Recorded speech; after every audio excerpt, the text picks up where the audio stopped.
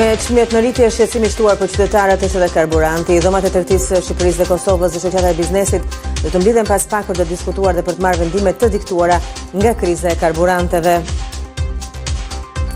15 persona janë vënë pranga dhe 16 të tjerë janë shpallur në kërkim nga policia pas finalizimit të një operacioni antidrog në kryeqytet. Nga informacionet paraprake bëhet e ditur se janë sekuestruar mbi 60 kg kanabis sativa, 2 kg kokain, armë, shumë të konsiderueshme parash dhe sende të tjera të kundërligjshme. Irani dhe Shtetet e Bashkuara pritet të rikthen luftës pasi bisedimet në Pakistan po shkojnë drejt dështimit. Presidenti amerikan Donald Trump pasi zgjati janë pushimin tha se Irani po fundoset financiarisht dhe kërkon hapjen e gushtës së Hormuzit. Ushtria e Teheranit thotë se e ka gishtin në këmbës.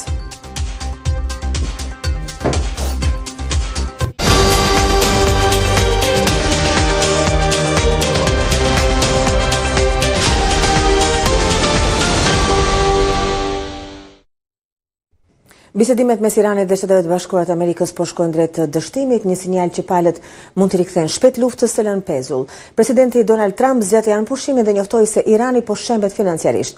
Ushtria e Teheranit njofton se e ka gishtin në buton apo në këmbës dhe tregon armët.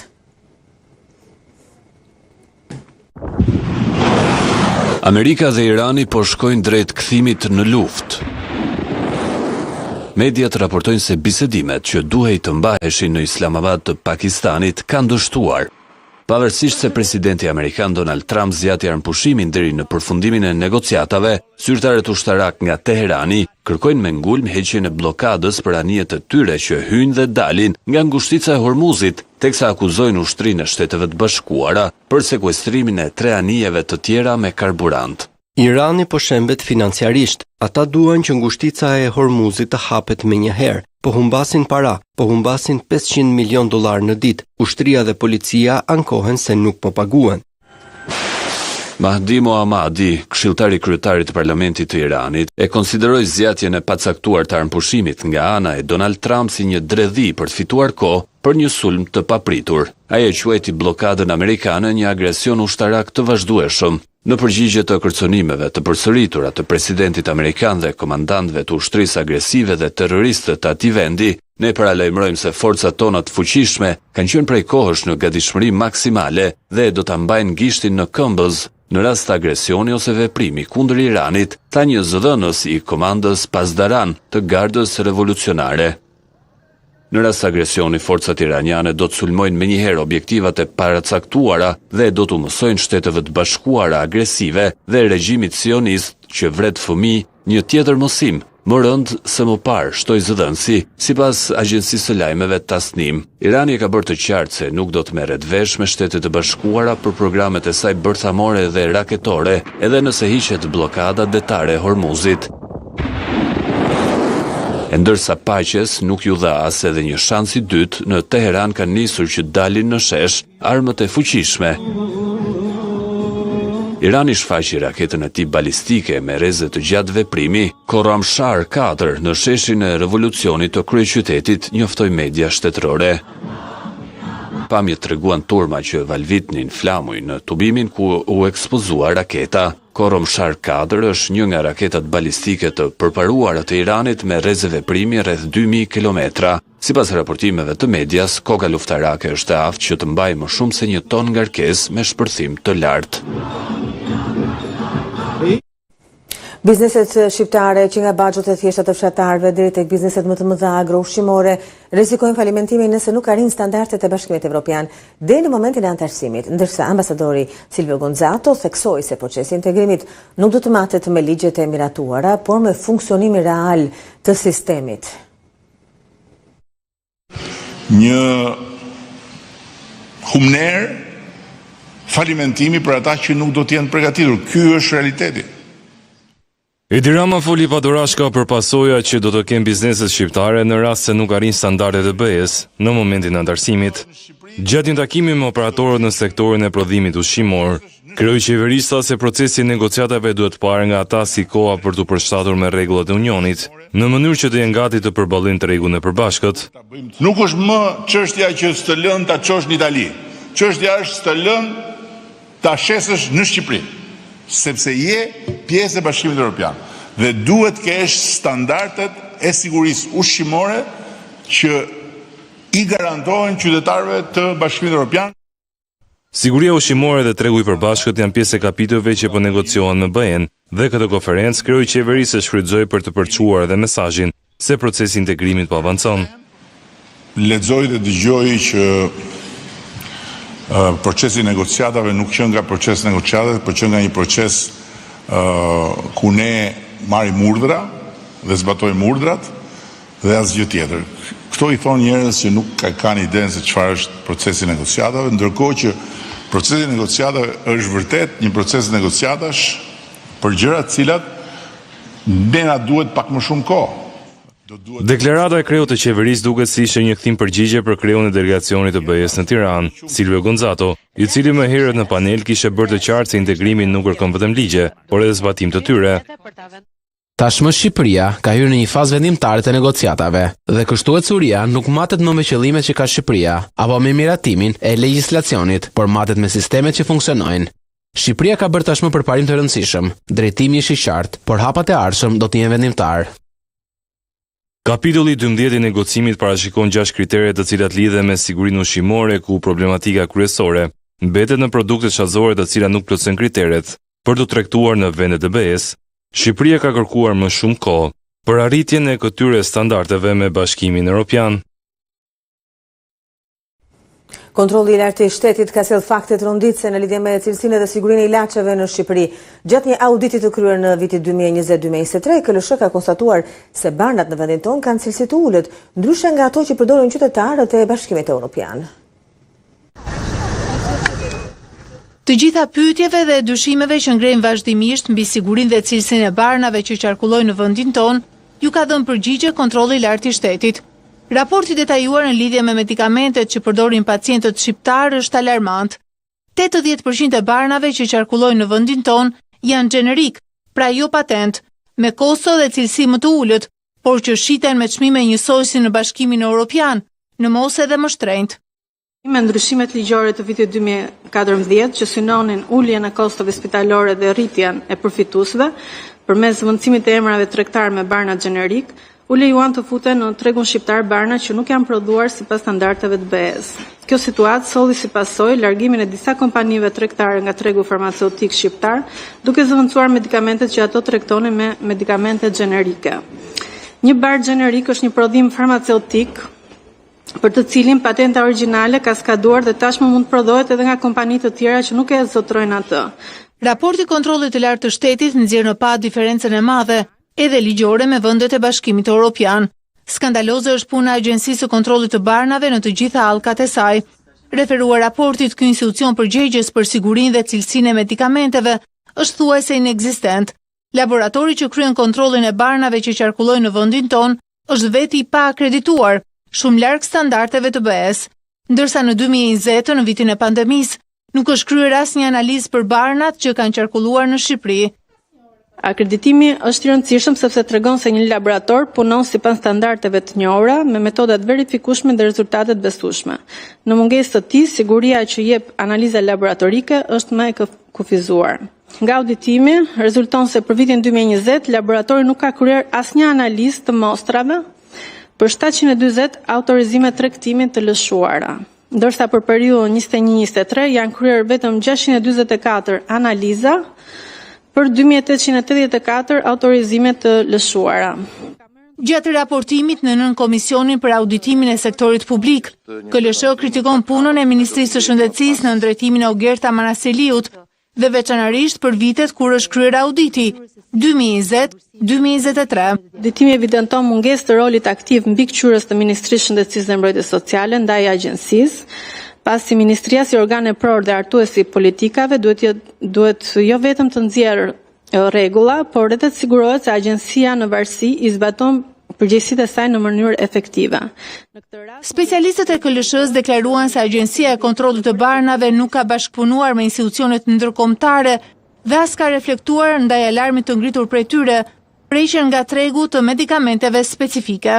EMA ka publikuar 300 njoftime mbi barnat e tërhequra nga tregu, 55 njoftime mbi barnat që ju është refuzuar autorizimi, 7 njoftime mbi barnat që ju është revokuar autorizimi, 232 njoftime mbi aplikimet e tërhequra. Ndërkohë, të njëjtën qasje duhet të ndjek dhe Agjencia Kombëtare e Barnave, por kjo agjenci në faqen zyrtare të saj për periudhën 2020-2023 ka publikuar vetëm një njoftim mbi tërheqjen e një bari nga tregu dhe një njoftim mbi papastërtitë që përmban një bar. Shqipëria po synon antarësimin në Bashkimin Evropian, por raporti fundit i KLSH-s dëshmoi distancën e vërtet nga vendet e Unionit, kur bëhet fjalë për shëndetësinë dhe cilësinë e barnave. Ky raport justifikon gjithashtu përpjekjet e vazhdueshme të shqiptarëve për t'i siguruar medikamentet jashtë vendit, pasi ato që ndodhen në tregun ton, jo vetëm nuk kanë cilësinë e duhur, por as garancinë për shëndetin. Me tensione në lindjen e mesme që vijojnë, shoqëruar dhe nga paqja e brishme së Shtetet Bashkuara të Amerikës dhe Iranit, bota po zgjohet çdo ditë mes pasigurive. Dëshqetësimet më të mëdha sigurisht që mbetet karburanti. Dhomat e tregtisë Shqipërisë dhe Kosovës dhe shoqatat e biznesit do të mblidhen pas pak për të diskutuar dhe për të marrë vendime të diktuara nga kriza e karburanteve. Në lidhje me këto mbledhje të pritshme, ne lidhemi në këto momente me gazetarin ton Mario Brakaj, i cili na pret në këtë lidhje të drejt. Mario, përshëndetje dhe mirë se vjen. Ndërkohë që vetëm pak më herët është zhvilluar dhe një tjetër mbledhje, ajo e Bordit të Transparencës dhe shoqata e hidrokarbureve. Çfarë duhet të presim nga gjithë këto takime? Mos vallë rrezikojmë rritje të mëtejshme të çmimeve. Po, dhe ai është rreziku kryesor në një kohë që Bordi i Transparencës fakt ka arritur çmimet e karburanteve për naftën nga 197 lekë në 202 lekë, pra një rritje me 5 lekë për litër, ndërkohë që edhe për benzinën nga 172 lekë në 176 lekë, pra një rritje me 4 lekë në këtë rast. Kjo si pasojë e shtrejtimin të lëndës djegëse edhe në bursat ndërkombëtare, duket sikur ajo paqja e brisht ndonse e shtyr edhe sfundmi nga presidenti i Shteteve të Bashkuara të Amerikës Donald Trump me Iranin nuk ka krijuar ai shumë siguri në tregjet e huaja sa të ndikonte në uljen e çmimit të naftës së papërpunuar bruto, e cila sipas bursave ndërkombëtare për ditën e sotme ka kapur nivelin e gati $99. Pra jemi gati në vinë e kuqe të $100 që automatikisht përkthehet në një lloj krize të karburanteve, gjë që automatikisht reflektohet në tregjet botërore.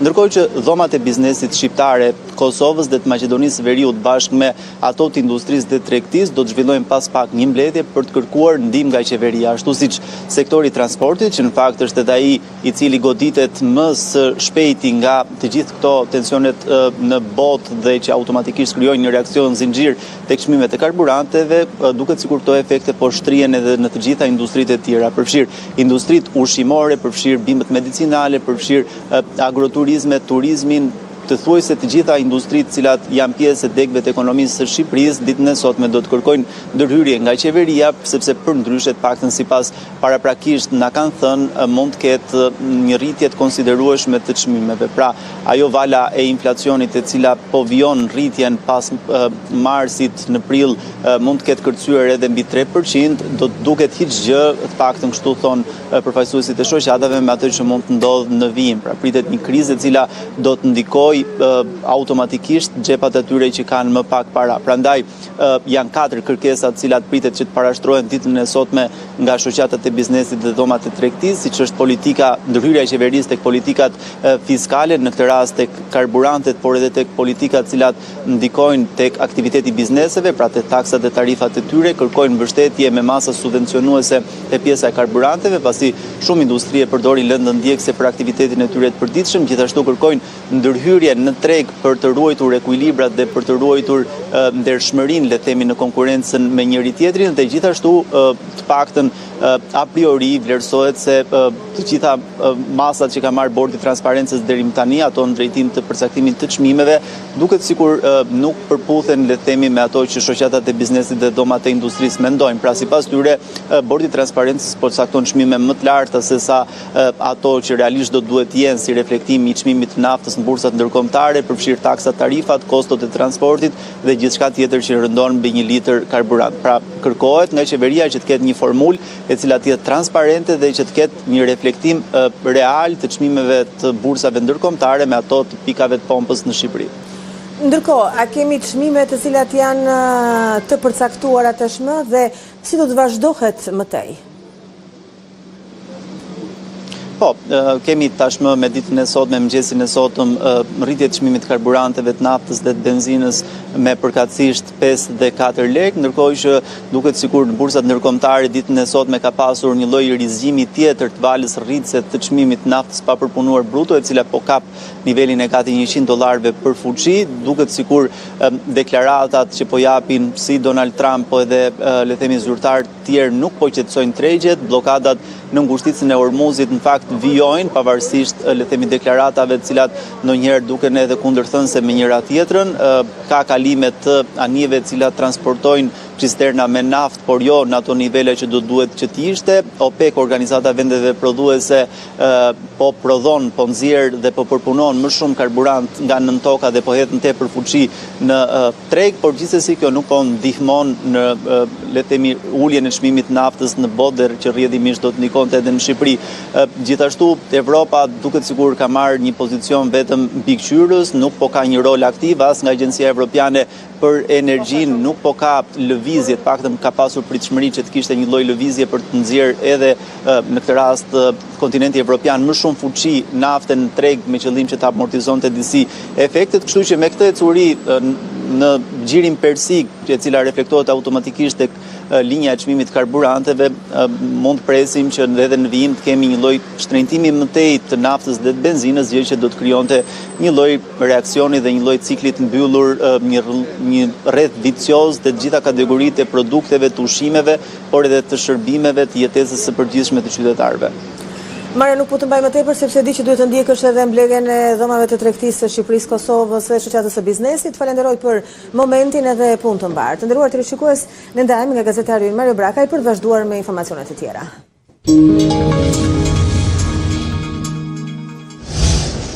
SPAK ka sekuestruar rreth 52 prona dhe llogari bankare me vlerë afro 40 milionë euro që lidhen me personat nën hetim për dosjen e Akshit. Prokuroria e posaçme bën me dije se pjesë e sekuestrës janë edhe apartamente, kryesisht në Tiranë dhe Bregdet, si dhe automjete, sipërfaqe pyjore, troje dhe garazhe. Sipas njoftimit të SPAK, nga pasuritë e sekuestruara në numër më të madh i përkasin biznesmenit Ergys Agasi, pasuar nga Ermal Beqiri. Të dy biznesmenët janë shpallur dhe vijojnë në kërkim nga drejtësia për llogaritë e dosjes së Akshit. Sipas SPAK, drejtoresha e Akshit, Mirlinda Karçanaj, ka kryer veprën penale shkelje barazisë së pjesëmarrjes në tendera dhe ankande publike në kuadër të grupit të strukturuar kriminal. Gjykata e posaçme shtyll për në 4 maj gjykimin e kërkesës së SPAK për pushimin e hetimit të kërkuar nga Partia Demokratike ndaj Irena Gjokës. Shkak i shtyrjes u bë mungesa e prokurorit të SPAK dhe kallëzueses Adriana Kalaja. Gjykata e posaçme u detyrua të shtyjë seancën e parë të gjykimit të kërkesës së SPAK për të pushuar hetimin e nisur mbi kallëzimin e Partisë Demokratike ndaj gjyqtares së posaçme Irena Gjoka.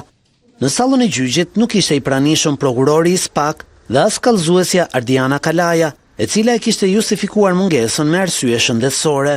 Mungesa e prokurorit gjithashtu tregoi qartë që prokurori nuk kishte guxim të mbronte ato që kishte shkruar. Pse? Sepse nuk ka bërë fare asnjë person në hetim. Zero.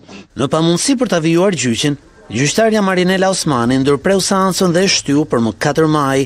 Në kallëzimin e depozituar më qershor 2025 në SPAK, Partia Demokratike pretendonte se gjyqtarja Irena Gjoka kishte falsifikuar formularët e dekriminalizimit.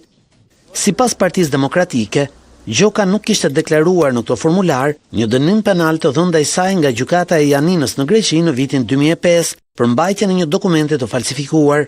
Pas 10 muajsh hetim, SPAK provoi ekzistencën e dënimit grek, por nënvizoi se Gjoka nuk kishte pasur dieni për të dhe se për shkak të kohës së kaluar vepra ishte parashkruar. Me pretendimin se nuk ka kushte ligjore për vijimin e ndjekjes penale, SPAK kërkoi pushimin e hetimit, pushim që duhet të miratohet nga gjykata. Ne ta hapim një seancën, kjo ishte problem, pastaj ne do t'i ngrejmë të gjitha problemet që lidhen me këtë procedim. E kupton këtu ka probleme që nga kompetenca e gjykatës edhe pasojat pasaj që vinë pasaj. Irena Gjokën e keq përdor Edi Rama pikërisht sepse e ka kapur dhe mban peng. Irena Gjoka është llumi i cili bën ndot, cili ndoqë e prek. Irena Gjoka është gjyqtarja e posaçme, vendimet të së cilës mbajtën për gati 1 vit në arrest shtëpie, ish-kryeministrin Sali Berisha dhe dhëndrin e tij Amarbër Maltezi. 15 persona janë vënë në pranga dhe 16 të tjerë janë shpallur në kërkim nga policia pas finalizimit të një operacioni antidrog në kryeqytet. Pas 3 muaj shëtime intensive, gjatë aksionit janë goditur disa grupe të përfshira në shpërndarjen e lëndëve narkotike, ndërsa në total janë identifikuar 36 persona që vepronin individualisht ose të organizuar. Për 15 prej tyre është ekzekutuar masa e sigurisë arrest në burg, ndërsa 5 të tjerë janë vënë në pranga më herët gjatë hetimeve. Ndërkohë 16 persona të tjerë janë shpallur në kërkime dhe po punohet për kapjen e tyre. Nga informacionet paraprake bëhet e ditur se janë sekuestruar mbi 60 kg kanabis sativa, 2 kg kokainë, armë, shumë të konsiderueshme parash dhe sende të tjera të kundërligjshme. Një 30 vjeçar ka mbetur i vrarë me armë zjarri mbrëmjen e të martës në qendër të Memaliajt. Viktima është identifikuar si Endri Goxha, ndërsa autori dyshuar që është shpallur në kërkim nga policia është identifikuar si Donald Nela. Në këtë ngjarje ka mbetur i plagosur jashtë rrezikut për jetën edhe vëllai i autorit të dyshuar. Një konflikt i çastit ka gjeneruar në një përplasje me armë mes disa personave ku përpasoj ka mbetur i vrarë 30 vjeçari Endri Goxha. Ngjarja e rëndë ka ndodhur mbrëmjen e së martës në qendër të qytetit së Memaliajt pranë një lokali. Nga të dhënat policore, dyshohet se viktima Goxha ka patur një konflikt me vëllezërit Dario dhe Donald Nela. Përpasoj dyshohet se Donald Nela ka qelluar me armë zjarri duke lënë të vdekur 30 vjeçarin Endri Goxha. Pas ngjarjes, autori dyshuar është larguar me një automjet dhe është shpallur në kërkim nga policia. Ndërsa vëllai i tij, Dario Nela, në rrethana ende të pasbardhura plotësisht nga policia, ka mbetur i plagosur në këtë ngjarje dhe pas ndihmës së parë mjekësore ndodhet jashtë rrezikut për jetën, duke u shoqëruar nga policia për t'u marrë në pyetje për sqarimin e rrethanave të kësaj ngjarje të rëndë. Për momentin, policia nuk ka publikuar të dhëna mbi të kaluarën e autorit të dyshuar dhe viktimës, dhe nëse ngjarja ka qenë vërtet një konflikt i çastit, apo ka patur lidhje me ndonjë ngjarje tjetër.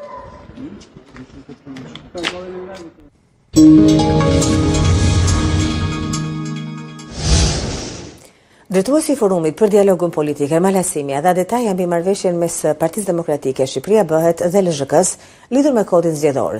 Në një lidhje live në emisionin Off the Record në A2CNN, Hasimi u shpreh se palët kanë arritur dakordsi për pikat kryesore, ndërsa diskutimet vijojnë për disa çështje të tjera. Ajo që ka interesin më të shpejt është çështja e kodit zgjedhor, e cila është shumë e rëndësishme për shqiptarët, jo thjesht për partitë politike. Meqense kodi zgjedhor që kemi pasur deri tani është konceptuar në fakt kryesisht në funksion dhe në interes të Partisë Socialiste për të rritur artificialisht numrin e mandateve. Kështu që unë mund t'ju informoj për atë ku jemi, pikën ku jemi aktualisht.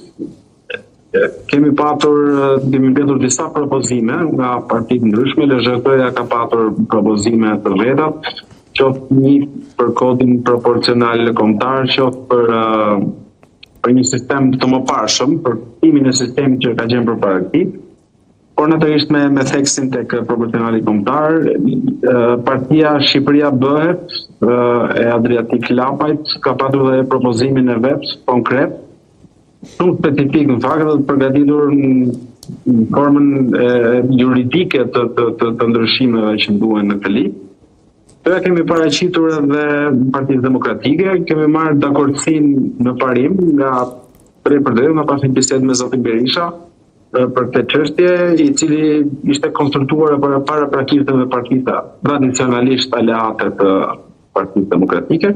Është rënë dakord në parim, ato që janë pikat kryesore më të rëndësishme, dhe parë për një sistem, pra për një qendrim të unifikuar të opozitës, për të kërkuar një sistem zgjedhor në formën e proporcionalit kombëtar, pra gjithë Shqipëria një zonë e vetme zgjedhore, për të hequr qafat e proporcionalit rajonal, që është një sistem skandaloz për Shqipërinë, që ka prodhuar dhe deformimet e papranueshme. Nga ana tjetër, një parlament me 140 deputet, përkundër propozimit të Partisë Socialiste për një parlament me 100 deputet, i cili natyrisht do ta privonte parlamentin shqiptar nga përfaqësimi i partive të reja, të vogla, dhe çdo parti të re që mund të ndërtojë natyrisht. Pastaj çështja dhe çështja e koalicioneve parazgjedhore, që është shumë e rëndësishme, edhe kjo ka qenë menduar prapë në funksion të interesave të Partisë Socialiste, dhe s'ka nevojë për koalicione, është një vetë, një blok komunitar. dhe lista të hapura. Edhe kjo ka qenë një kërkesë për që është rënë dakord në parim. Pjesëmarrja e Edi Ramës në samitin për demokraci në Spanjë, që është konsideruar si një takim anti-amerikan, është kritikuar nga Sali Berisha. Lideri opozitar tha se Rama po dëmton interesat e Shqipërisë me veprimet e tij diplomatike. Gjatë javës së shkuar, kryeministri Edi Rama brenda ditës ishte në 2 vizita, në Itali e më pas në Spanjë. Në Itali, Edi Rama zhvilloi një takim bilateral me Giorgia Melonin, ndërsa në Spaj përveç se takoi kryeministrin Pedro Sánchez, ishte pjesëmarrës edhe në takimin e ashtu quajtur Samiti për mbrojtjen e demokracisë, në të cilin merrnin pjesë dhe liderët të së majtës në pushtet. Takimi kishte për synim të mobilizonte të majtën kundër të djathtës ekstreme dhe mbrojtjen e institucioneve demokratike. U konsiderua edhe një samit anti-Trump, për shkak se pjesëmarrësit ishin kritik të luftës dhe politikave të presidentit amerikan. Për këtë arsye, Sali Berisha, në një konferencë për mediat, akuzoi kryerin e qeverisë se ka fshirë këtë vizitë në Spanjë dhe lëshoi disa akuza në drejtim të tij. Çfarë emri mund t'i vini ju një kryeminist i tillë që fshet pjesëmarrjen e tij në një samit ndërkombëtar dhe shet se ishte për një vizitë zyrtare në Spanjë? A mund ta quani këtë një burrec, një langaraq, por mundët edhe një prostitut amorale politike. Problemi sipas Berishës ishte të qëllimi këtij samiti. Ishte me një mantra anti-amerikane, por nuk ishte pro-europian. Duke kujtuar pjesëmarrjen e Shqipërisë në bordin e paqes të drejtuar nga presidenti Donald Trump, lideri opozitar tha se prania e Ramës në samitin për demokracinë dëmton Shqipërinë, duke bërë qesharake në sytë e botës. Po tani të shtyu, të shkosh tek ata të cilët kanë qëndrime të kristalta, anti-amerikane, dhe ato qëndrime i kanë për interesat vendeve të tyre, si gjykojnë ata. Kuj ke interesat ti s'ke interesat. Berisha, gjatë komunikimit me median, u pyet edhe për bashkimin e opozitës, ku shteu dorë në bashkëpunimi të gjitha partive politike, pasisisht tha, qëllimi është largimi i Edi Ramës.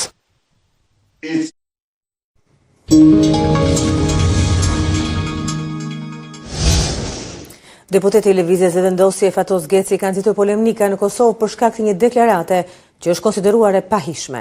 Ai theksoi se PDK-ja është fajtore kryesore për problemet me energjinë dhe me ironi theksoi se lideri suprem, duke u referuar Hashim Thaçi, do të ketë të njëjtin fat si Naim Murseli që u dënua me burgim të përjetshëm. Deputetët e PDK-s reaguan furrishëm. Dhe ju PDK-ja nuk keni të drejtë të flisni për energjinë, po ju mëre e keni fol distribucionin. Hashim Thaçi e ka nënshkruar me Hamovicin. Njazi Thaçi e ka nënshkruar me Noan. Sami Lushtaku e ka vjel Kekun me sigurim privat miliona euro për lushtakët në emër të Kekut. Ju lutem, mos nëse ju një populli. Me këto qasje dhe me këtë mendësi do të pozicionoheni në opozit. Sot dua të përshëndes vendimin e gjykatës për burgim të përjetshëm ndaj Naim Murselit. Dhe ju që shpresoni që një ditë lideri juaj suprem do të lirohet, do të përcjell i njëjti fat. Zoti Geci, të tërheqë vrejtje. Po edhe po të lirohet. Edhe nuk ka kur farë kredibiliteti për ballë figurës me çështjen të cilën është tirë kësaj. Kryeministrit Kurti. Faleminderit. Zoti Geci. S'po di që me thonë deputat nuk e meriton. Nuk kisha besu kur kryetare e kuvendit, deputat nderuar, që nga foltoria e kuvendit Republikës Kosovës vjen një lutje në formurime për dënim me burg të përjetshëm për njerëzit që kanë luftu për lirinë e këtij vendi. Ju duhet të ndiheni i turpruar. Duhet të ndjeni i turpruar dhe lëvizja vetëvendosje, nëse nuk mendon si ju, mu tani, ju ftoj juve si kryetare dhe shefen e grupit që të distancohet. Duhet t'ju vi turp. Lufta çlirimtare ka qenë e drejtë, e pastër, dhe ne respektojmë përpjekjet e të gjithë të rëndëve për liri, të gjithë atyre që kanë kontribuar për lirinë e vendit. Pasi ofendoi rënd drejt për drejt në televizion, fton për vizitë zyrtare. Presidenti serb Aleksandar Vučić bisedoi me kandidatin për kryeministin e ardhshëm të Hungarisë dhe kreun e partisë TISA, Peter Magyar. Të përgëzova Peter Magyarin për fitoren e tij në zgjedhje. Patëm një bisedë të rëndësishme, të mirë dhe kuptim plot mbi temat kyçe për përmirësimin e mëtejshëm të marrëdhënieve të përgjithshme serbo-hungareze, shkroi Vučić në Instagram. Por raporti i tyre është tepër i vendosur. Pas fitores Magyar theksoi se dinte saktësisht se çfarë po ndodhte në Serbi. I di lidhjet midis Orban dhe Vučić në Serbi, midis Orban dhe Ficos në Slovaki, dhe di se kush është kumbari pas të gjitha këtyre lidhjeve, theksoi ai. Kësaj deklarate, presidenti serb ju përgjigj duke ofenduar dhe refuzoi se atë dhe Viktor Orban i komandon Rusia.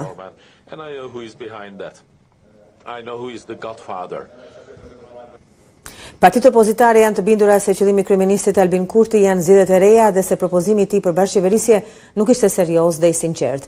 Madje LDK akuzoi Kurtin se me një nuse deshi të marrë dy dhëndur, duke u referuar ofertës së njëjtë që u bëri atyre dhe PDK-s. Partia Demokratike e Kosovës, Lidhja Demokratike e Kosovës dhe Aleanca për Ardhmërinë e Kosovës akuzuan kryeministrin Albin Kurti se nuk ishte serioz për zgjedhjen e presidentit të ri. Ty nga partitë opozitare, PDK dhe LDK, pranuan oferta edhe për bashkëqeverisje nga lëvizja vetëvendosje, por i refuzuan ato. Të dy ato deklaruan se nuk do japin kontribut të mëtejmë në procesin e zgjedhjes së presidentit, ndonse kanë mbetur edhe një javë. Është diskutuar gjëra gjatë kjo temë, është konstatuar që nuk ka pas seriozitet nga partia fituese dhe nga zoti Kurti që vanet me dhon president, nuk është trajtuar me korrektësi qasja pozitive Partisë Demokratike të Kosovës. Nga LDK thanë se Kurti deshi me një nuse t'i marrë dy dhëndur, duke ju referuar ofertës së njëjtë për krye parlamentar, të cilën ja prezantoi edhe atyre edhe PDK-s në të njëjtën ditë. Ne jemi të vetëdijshëm që ajo që thot populli me një nuse dy dhëndur s'u merr. Zoti Kurti po mundohet që në këto biseda me partitë politike me një nuse mizon dy dhënur, që nuk funksionon. Në aspektin politik ne kupton që kryetari i Kuvendit është shefru edhe PDK-s edhe LDK-s, qeverisja është shefru edhe LDK-s edhe ndoshta të tjerëve, dhe më shumë është menaxhimi i kohës dhe menaxhimi i procesit se sa çështje për me dhënë zgjidhje vendit. Edhe nga Aleanca për Ardhmërinë e Kosovës thanë se ofertat e Kurtit janë vetëm për konsum, pasi synimi i Kurtit janë zgjedhjet. Ju lutem, këto janë veç kalkulime, kamuflazh, mashtrim i pastër. Nuk ka thjet për asnjë parti opozitare besoni. As për PDK-n, as për LDK, që nuk thjet ato. Të janë lloj fjalëve me harxhu kohën deri në ditën kur shpallën zgjedhjet.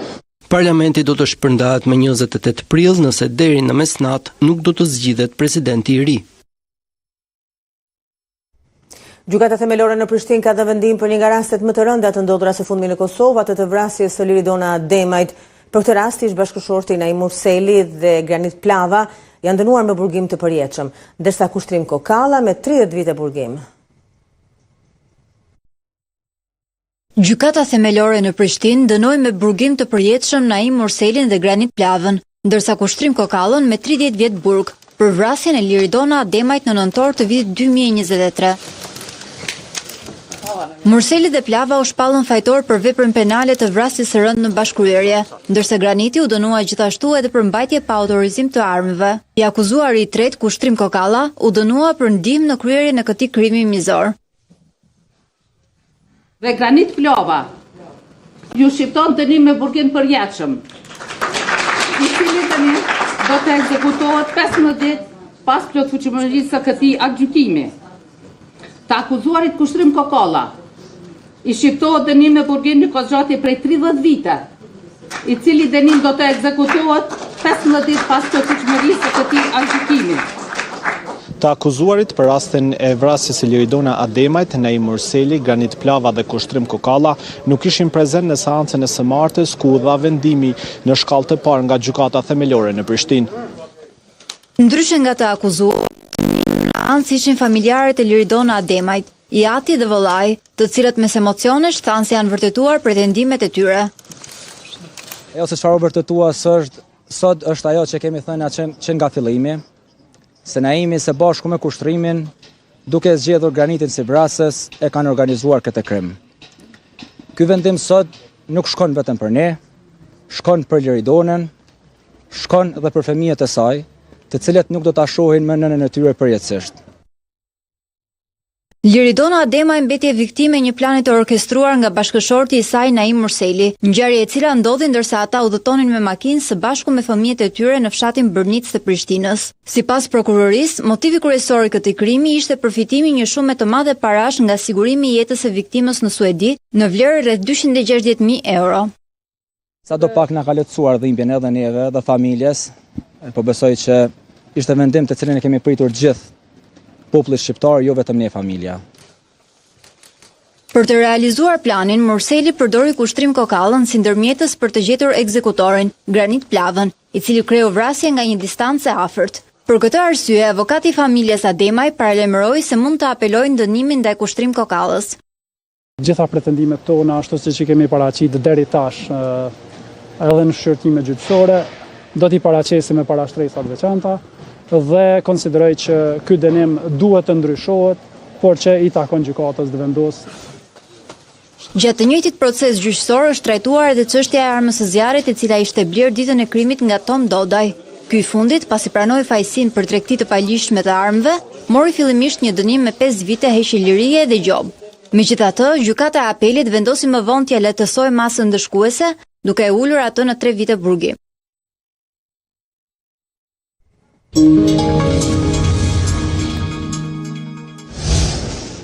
Kreu i qeverisë shqiptare Edi Rama është takuar në Athinë me kryeministrin e Greqisë Kyriakos Mitsotakis përmes një postimi në rrjetet sociale. Kryeministri thekson se po punohet për zgjidhjen përfundimtare të çështjeve të mbetura ndërmjet dy shteteve, me synimin për të arritur brenda këtij viti një marrëveshje të re për partneritet strategjik mes Shqipërisë dhe Greqisë. Jam në Athinë me kryeministrin e Greqisë Kyriakos Mitsotakis. Na lidh një miqësi e posaçme e fargëtuar në rrugën e përbashkët të ambicjes për të modernizuar vendet tona dhe për të ngritur marrëdhëniet shqiptaro-greke në një nivel të ri. Përgjatë kësaj rruge, jo vetëm momentet më të mira, por edhe ato më të vështirat, janë karakterizuar gjithnjë nga komunikimi plot respekt dhe padorashka, ndërkohë që po punojmë për kapërcimin përfundimtar të të gjitha çështjeve të mbartura ndërmjet dy shteteve, për të dalë nga ky vit me një marrëveshje të re, partneriteti strategjik, përfundon Rama. Të nderuar televizionistë, ne këtu kemi mbyllur Radio Sot për ditën e sotme, për zhvillimet më të fundit na ndiqni në faqen tonë të internetit adysjenen.com. Faleminderit për vëmendjen.